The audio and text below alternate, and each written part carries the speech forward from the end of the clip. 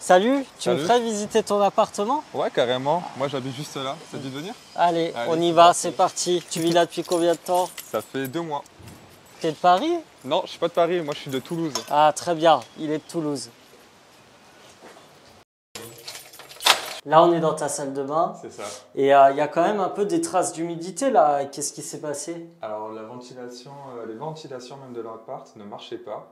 Ouais, Ce qui est assez étonnant puisque la gardienne m'a assuré il y a un mois avoir fait les réparations.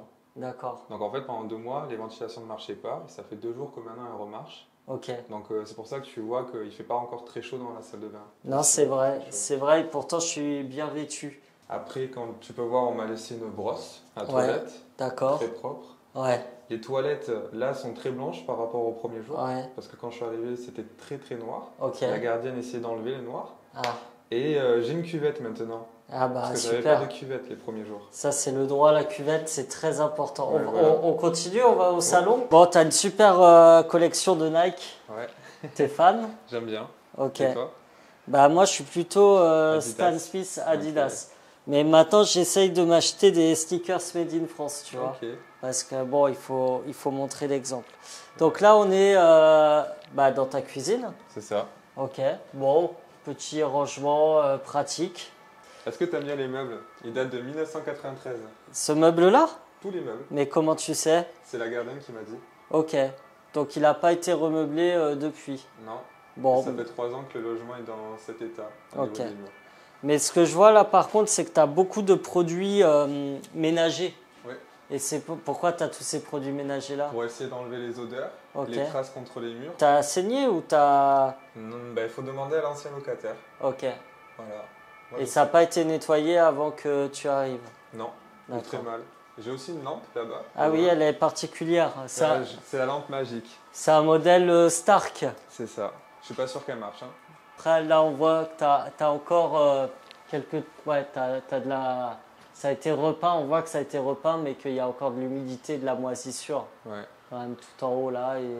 Mais la gardienne a dit que s'il y a une trace contre un mur, elle faisait facturer 200 € la trace. 200 € la C'est trace? ce qu'elle a dit. Nous, en fait, on va proposer une loi pour dire, il faut plus de logements pour les jeunes de manière générale, donc ça vaut pour les étudiants et les jeunes travailleurs, et qu'on en crée plus, parce qu'avant 1960, il y avait un tiers des étudiants, ils étaient en logement crous.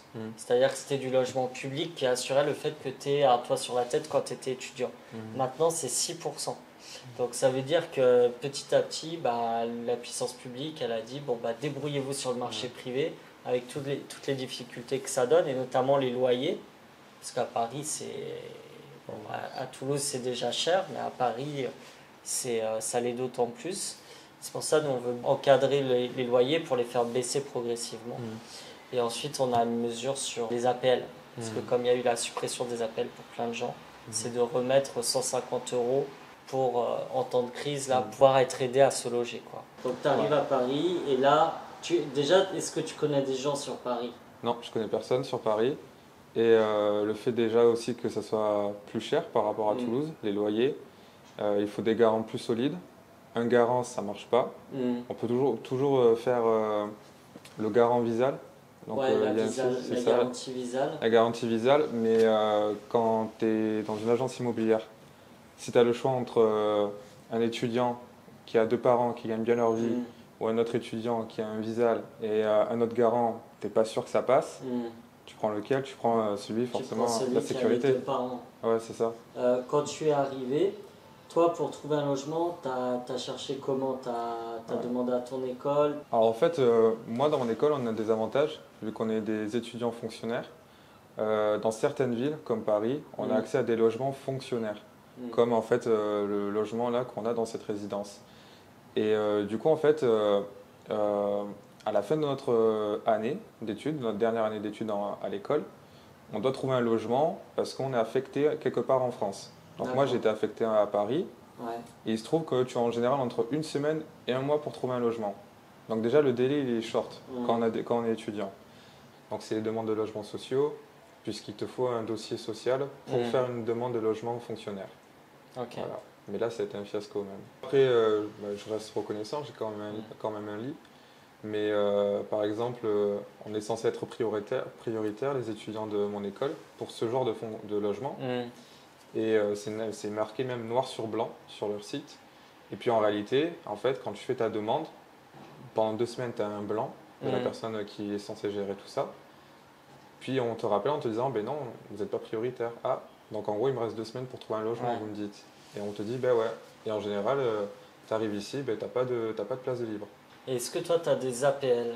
J'ai pas d'APL. T'as pas d'APL? Oui, alors vu qu'en fait, on est étudiant, mais qu'à la fois on touche un salaire, lorsqu'on va vers une agence immobilière et qu'on montre donc nos fiches de salaire, déjà, on gagne pas assez d'argent parce qu'il te faut souvent 3 fois le loyer. Ensuite, on n'est pas considéré comme alternant, donc les agences immobilières, en fait, elles ne comprennent pas ce statut-là. En fait, ça ne te donne pas de plus-value et du coup, tu es obligé de trouver quand même autant de garants qu'un étudiant classique. Il faudrait comprendre déjà pourquoi ce genre de logement se retrouve en fait indisponible pour les nouveaux arrivants, les nouveaux affectés. Si on va plus loin, du coup, dans l'analyse, on comprend qu'il y a des personnes ici qui restent plus d'1 an, parce que normalement on doit rester 1 an obligatoirement, et après laisser le logement.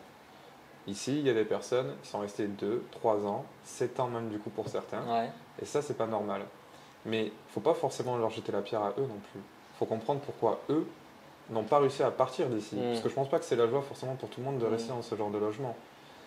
Et quand tu vas plus loin justement dans l'analyse, tu comprends qu'il y a des personnes qui vont chercher des logements, mais vu qu'il n'y en a pas assez de disponibles, parce qu'ils sont jeunes, ils sont en début de carrière, ils n'ont pas forcément les moyens, et ben en fait tu te dis, ok, le vrai problème finalement, c'est qu'il n'y a pas assez de logements dans la ville pour ces gens-là. Qui sont accessibles. C'est ça. Et c'est là où ta loi finalement, eh ben, ça peut être une bonne idée, parce que ça pourrait désengorger en fait les demandes dans ce genre de foyer et laisser la place, et éviter par exemple que des collègues à moi par exemple soient sans logement pendant 1, 2 mois.